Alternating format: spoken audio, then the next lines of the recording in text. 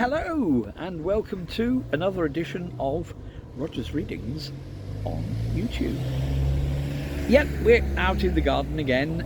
We have traffic noise, my apologies, but while the summer's here, while the sun is here I should say, it seems rather a waste of nice weather. So we're out here. I've got my, they are Daleks, Jade, yeah. But the story doesn't have Daleks, okay? Sorry, but Daleks, yeah. I have my Dalek sweatshirt on. So, right. The story is Doctor Who and the Krikkit Men, from a script by Douglas Adams, written by James Goss. And I don't know what part we're up to, but we are on chapter 9, Running on Imagination. The Krikkit Men marched towards them through the delegates, who were all somehow oblivious to its ominous, relentless progress. Inside its dark helmet, an angry red glow appeared. Doctor! The Doctor habitually ignored his dog 4 times, and his best friend 3. Run! Well, that she said that. There was a fine art to running from a monster. Romana would have said the Doctor was sometimes quite casual about it. Only you could argue that he was quite casual about most things. The Doctor was quite casual about flying his time machine. He was quite casual about the laws of gravity. He was quite casual about the sell-by dates on yogurt. The Doctor was not so casual now. Faced with an ultimate killing machine and childhood nightmare, he just took to his heels and ran. That thing is impossible, Romana announced as they ducked under an exploding balcony. I thought all the Krikkit Men had been deactivated. Clearly not. The Doctor threw himself under a burning velvet seat. To be is to be perceived, and to be shot at is to be very much perceived. But no one else is reacting to it. Surely there should be a pandemonium. Some kind of neuro-shielding, the Doctor speculated. What's odd is that it's after us and not the peace conference. And normally I find any attention flattering. They tore down a pillar and up a winding ramp. Sorry, they tore round a pillar. That makes more sense, doesn't it, Roger? Yes, it does. They tore round a pillar and up a winding ramp, K9 following behind them. K9, the Doctor called desperately over his shoulder. Could you shoot that robot? Negative, Master. The Doctor sounded regretful. This unit does not contain the firepower to impede it. Not even a tiny bit. The Doctor was panting, just a little, as a stained glass window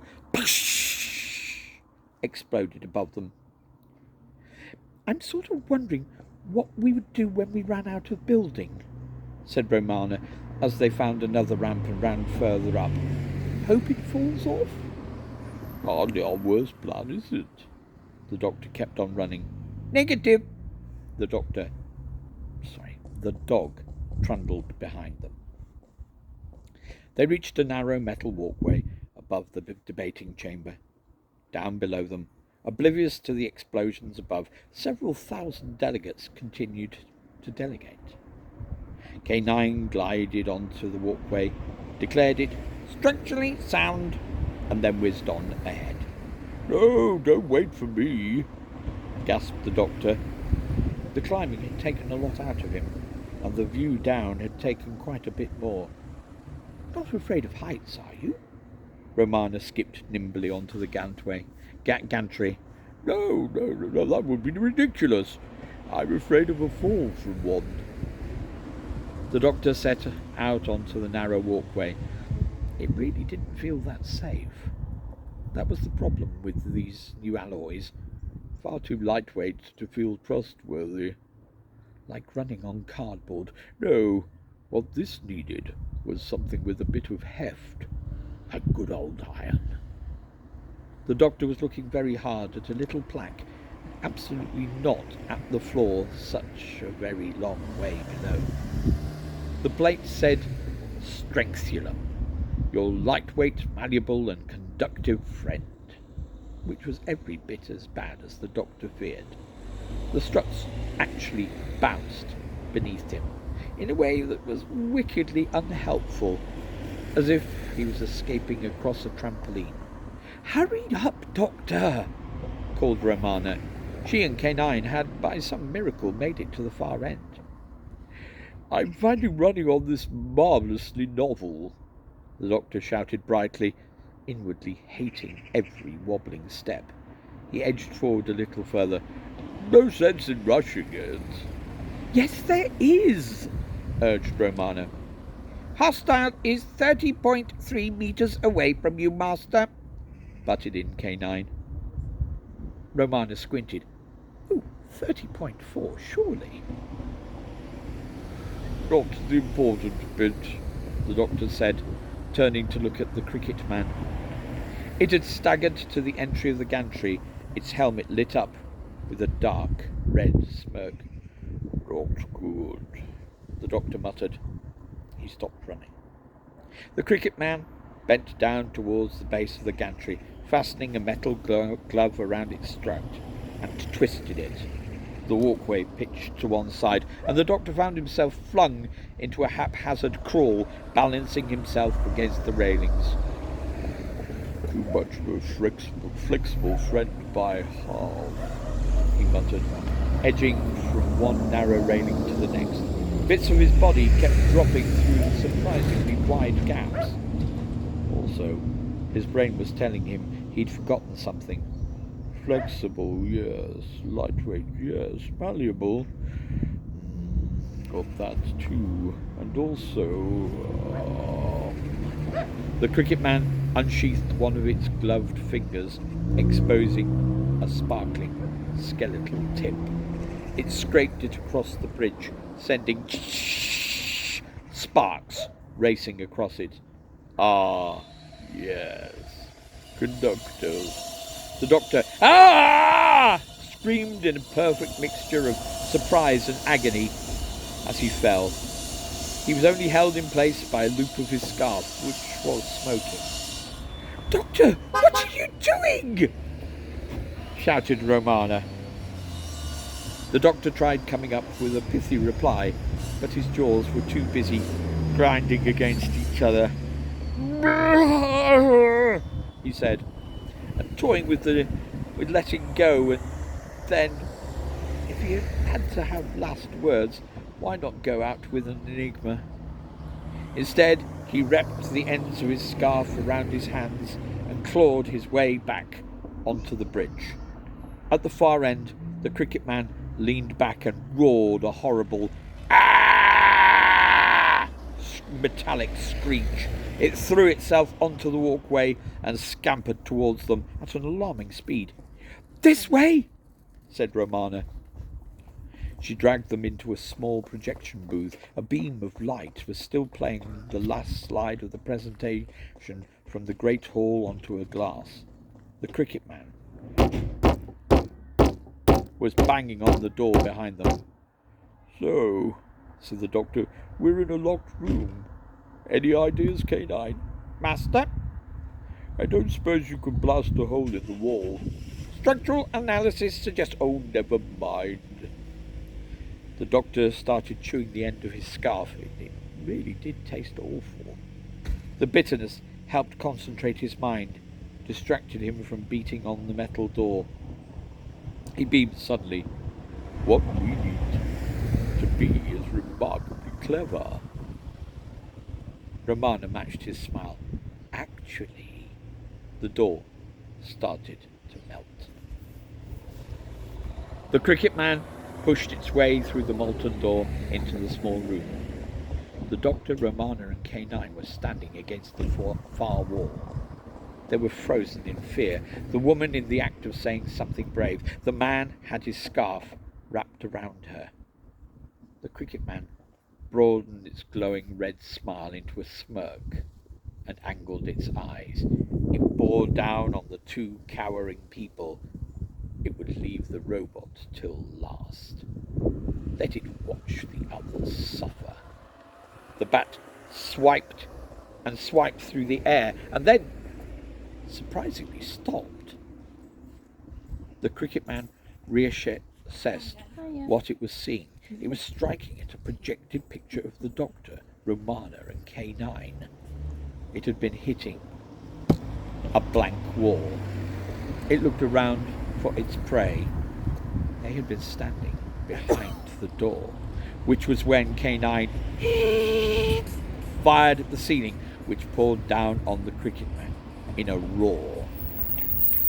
The Doctor regarded the rubble. "We should probably leave," he said. "I don't think blowing up a peace conference is going to make me very popular." He nervously prodded the Krikkit man under the rubble. The creature's helmet glowed feebly. "Where did you come from?" "Why?" the Doctor demanded. The glow brightened. "To give you a message, Doctor." Its voice grated in a clipped, angry buzz. "Really?" Now the Doctor was intrigued. "Just as there are 3 stumps, you will meet 3. The Krikkit man's expression flickered. What it said next seemed to surprise even it. "You will meet 3 gods who prop up the universe." "I'm sorry?" "You will meet 3 gods," the Krikkit man repeated. The glow in its helmet faded away. Baffled, the Doctor, K9 and Romana headed away to the TARDIS. For a moment, all was quiet in the ruined projection room. Then a glow flickered deep inside the Krikkit man's helmet. It was still active, and it had one more thing to do. It faded slowly away. The last thing left, hanging in the air, was its sinister red smile. Chapter 10. Grim conclusion in nowhere. The TARDIS brought them a little bit forward in time and a long way off in space. "This is as near as to Krikkit as we dare go," the Doctor said, stepping out onto the surface of an unremarkable asteroid. He paced up and down. I need to think." He caught Romana's giggle. "Oh, come on, I do think. I think about lots of things." "Of course you do, Doctor," Romana said, placatingly. "Right now I'm worried about where that Krikkit man came from." "Why was it attacking us?" asked Romana. "Attacking or distracting?" mused the Doctor. "Oh, I do hate a mystery that tries to kill me." "Off the Christmas card list?" "Oh, don't be silly." The Doctor smiled. "I haven't the time for sending Christmas cards." This wasn't quite true. The Doctor's approach to Christmas greetings was erratic. Napoleon Bonaparte had once received 75 cards in 1 year. The Duke of Wellington had had to make do with a toffee hammer.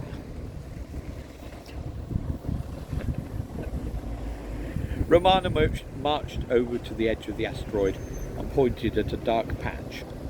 Less the inky blackness of space and more a murky puddle of nothing. "I guess that's the great dust cloud." K9 was swift to agree. He produced a list of facts and figures about the nature of the cloud, which, if only they'd been listening more closely, would have saved them a lot of problems later on. Instead, the Doctor and Romana were trying to describe the effect of the cloud on them. It was, the Doctor concluded, rather like a really swishy black curtain drawn across to infinity. Romana asked him not to use that phrase again. The artificial asteroid was pursuing an equally artificial orbit, skirting the edge of the dust cloud. Beyond the asteroid was, well, space. Definitely space. Absolutely, assuredly space. And yet, there was something unspacey about it. The Doctor picked a coin from his pocket and flicked it away. A few feet away from him, It began to behave rather more like a spaceborne object. It travelled at a constant speed beyond the asteroid and then stopped. Just for a blink, it stopped. Then it carried on as normal. That little pause, marvelled Romana. Was that the tick-tock interface? Affirmative, said K9. The envelope of snow time is located beyond us. Just a hunch, the doctor remarked, polishing his sleeve. Objects pass through the envelope without even realizing it's there. There's a momentary temporal flicker, that's all. His face fell. He watched the small metal disc arcing on through the heavens. Oh dear, that was my lucky coin. After a bit more walking, they reached the one architectural feature that occupied the asteroid, a large glittering sculpture. The forces of the galaxy had recreated the Wicket Gate, whereas once it had been a symbol of universal peace, it was now the key to the lock holding the slow time envelope in place. In my experience, the doctor mused, one should never leave a key just lying around, especially not as a great symbol. It looks impressive, but it is asking for trouble. And over there, he squinted at some zero-G cranes. They appear to be building a hotel. The doctor had always had something against hotels. Romana was examining the recreated wicket gate. 3 long struts of steel, wood and perspex. 1 bale, 1 golden bale, 1 silver. If I'm right, the doctor said, at any moment that lock is going to be dismantled, rather dramatically, and scattered through space-time. Romana scrunched up her nose. So that trophy you were making a fuss about at Lord's, you think that was the wooden stump? The doctor nodded. A battered, burning spaceship roared out of nowhere right at them.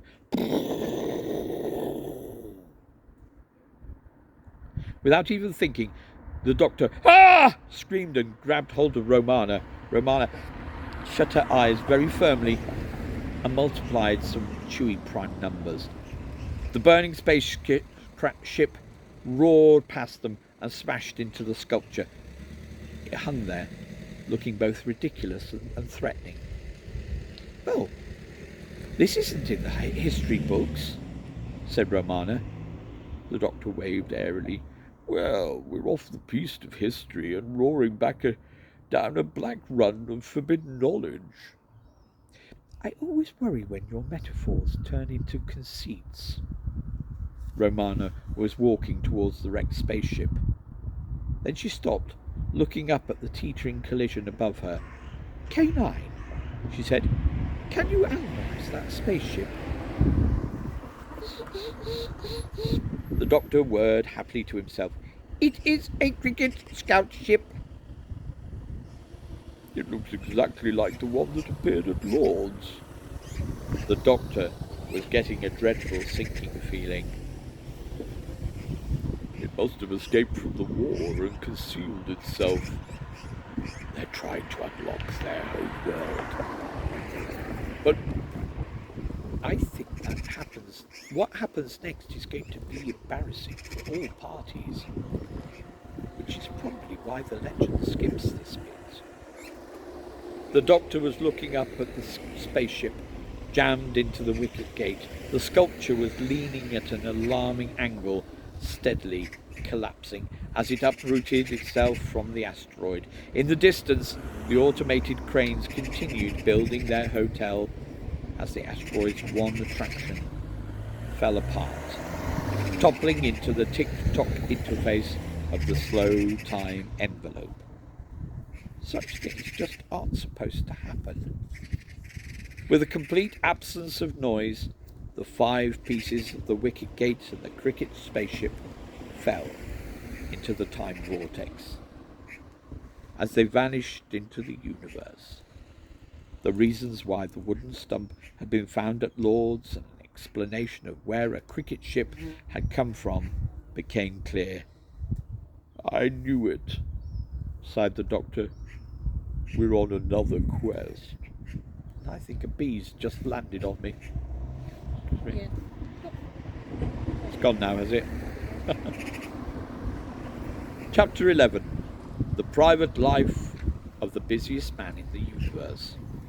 I need a quick slap.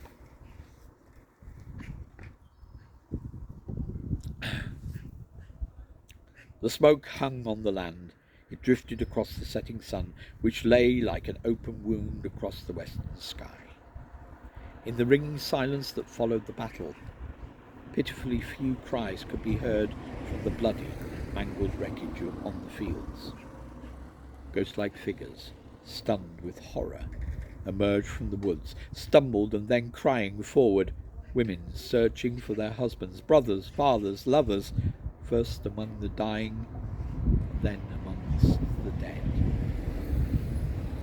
Far away, behind the screen of smoke, thousands of horsemen arrived at their sprawling camp, and with a huge amount of clatter, shouting and comparing of backhand slashes, they dismounted and instantly started on the cheap wine and the rancid goat fat. In front of their splendidly bedraped imperial tent, a blood-stained and battle-weary Khan dismounted. His lunch had been interrupted by a skirmish, and he was eager to get back to it. "Which battle was that?" he asked his vizier, who had risen with him. Bastrabon was young and ambitious, keenly interested in viciousness of all kinds. He was hoping to improve on his own known cosmos records for the highest number of peasants impaled on a single sword thrust, and would be getting in some practice that night. He strode up to his lord. "It was the battle of Whitstable, O great Khan," he proclaimed, and rattled his sword in a tremendously impressive way. Khan folded his arms and leant on his horse, looking over it across the dreadful mess he'd made of the valley beneath them. "Oh, I can't tell the difference any more," he said with a sigh. "Did we win?" "Oh, yes, yes, yes," exclaimed the vizier with fierce pride. "It was a mighty victory indeed." "Indeed it was," he added, and waggled his sword again. He drew it excitedly and made a few practice thrusts. Yes, he thought to himself, tonight he was going to go for the 6. Khan screwed his face up at the gathering dusk and strode past a fire pit sunk into the ground, over which the doctor was being smoked. Ordinarily, the doctor had assumed dictators were cat people. As a dog person, he was baffled. You could sort of see the point. When you've got a busy schedule planning universal domination from your secret lair, you can't take time off to walk the dog around the volcano twice a day. No, you couldn't leave a cat to its own devices while you went off and launched the death ray.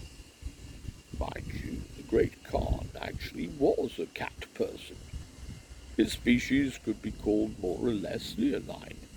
That was more of the worst aspects of a lion: aggression, bad breath, claws, and less of the good bits: valiant heart, plush mane, and lovely singing voice. The great Khan was currently picking away at the leftovers of his Chancellor of the Exchequer. "Excuse me," called the doctor, as breezily as a man can, while hanging upside down over a fire.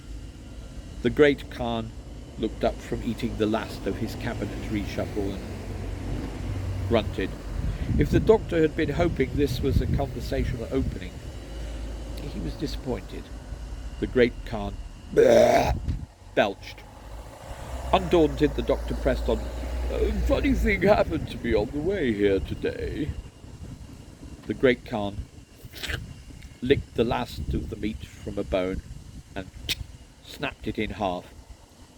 He stared pointedly at the sharp end. "Anyway, long story short," the doctor continued, "I'm looking for a sort of pillar. Actually, it's not a long story after all." He was going to say more, but then a tossed skull hit him on the head. Finally rewarded with some silence, the great Khan concentrated on sucking the marrow from his chancellor's elbow. It tasted disappointing. In a cage, a small bird watched him. Feeling judged by it, the Khan took the bird from its cage and flung it into the fire. That would teach it to be a bird. Then he went to his favourite chair and sat back down on it, putting his feet up in front of the fire on which the bird was now roasting merrily. He did so enjoy his quiet moments, and they were few and far between. Vizier Bastrabon hung back, watching as the last of his cousin disappeared down the Khan's throat. He quite liked his cousin, but figured this was the wrong moment to bring it up. The Khan, he sensed was in one of his moods. This was brought on partly by the ennui of endless conquest, but mostly by indigestion. "Oh dear," the great Khan let out a belch. "After 20 years of these 2-hour battles, I'm getting the feeling that there must be more to life, He turned, lifted up the front of his torn and bloodied gold-embroidered tunic, and stared down at his furry tummy. "Here, feel this," he said. "Do you think I'm putting it on a bit? Perhaps I should go to a hell farm." The vizier gazed at the great Khan's tummy with a mixture of awe and impatience. No," he said. No, not at all." With a flick of his paws, the vizier summoned a servant to bring the maps to him, ran him through, and, as the servant fell, caught the plans to the grand campaign from his nerveless claws. "Now, O great Khan," he said, spreading the map over the back of another servant who stood specially haunched over for the purpose, "we must push forward to the island, and then we shall be poised to take over the whole of this world." "No, look, feel that," said Khan, pinching a fold of skin between his paws. "Do you think—" "Great Khan," interrupted the vizier urgently, "we are on the point of conquering the world." He stabbed at the map with a knife, catching the servant beneath a nasty nick on his left lung. "When?" said the great Khan with a frown. Bastrabon, the vizier, threw up his arm in exasperation. "Tomorrow!" he said. "We start tomorrow!" "Oh, well, tomorrow's a bit difficult, you see," said the Khan. He puffed out his cheeks and thought for a moment. "The thing is that next week I've got this lecture on Khannish techniques in Zumara, and I thought I'd use tomorrow to prepare it." The vizier stared at him in astonishment as the map-bearing servant slowly collapsed on his foot. "Well, can't you put it off?" he exclaimed. "Well, you see, they've paid me quite a lot of money for it already, so I'm a bit committed." "Well, Wednesday?" The great Khan pulled a scroll from out of his tunic and looked through it, shaking his head slowly. "Not sure about Wednesday." "Thursday?" "No, Thursday. I'm certain about. We've got Bastrabon and his wife coming round to dinner, and I kind of promised." But I am Bastrabon," protested the vizier, unable to hide his impatience. "Well, there you are, then. You wouldn't be able to make it easy, either." The vizier's silence was only disturbed by the sound of distant pillage. "Look," he said quietly, "Will you be ready to conquer the world on Friday?" The great Khan sighed. "Well, the secretary comes in on Friday mornings, does she? All those letters to answer. You'd be astonished at the demands people try to make on my time, you know." He slouched moodily against his horse. "Would I sign this? Would I appear there? Would I please do a sponsored massacre for charity? So that usually takes till at least 3. Then I had hoped to get away early for a long weekend. Now Monday. It was at this point the doctor woke up. "I say," he began brightly. The vizier hit him until he dimmed. The great Khan was consulting his scroll again, mind clearly made up. "No, looking at Monday's out, I'm afraid. Rest and recuperation, that's one thing I do insist upon. How about Tuesday?" The strange keening noise that could be heard in the distance at this moment sounded like the normal everyday wailing of women and children over their slaughtered menfolk, and Khan paid it no mind. A light bobbed on the horizon. "Tuesday, look, I'm free in the morning. No, hold on a minute. I sort of made a date for a meeting this awfully interesting chap who knows absolutely everything about understanding things, which is something I'm awfully bad at. It's a pity because that was my only free day next week. Now, next Tuesday we could usually think about, or is that the day The approaching light was so pale as to be indistinguishable from that of the moon that was bright that night. The light bobbed and swung gently, unthreateningly. "So that's more or less the whole of March out," said Khan, "I'm afraid." "April?" asked the vizier wearily. He idly whipped out a passing peasant's liver, but the joy had gone out of it. He flipped the thing listlessly off into the dark.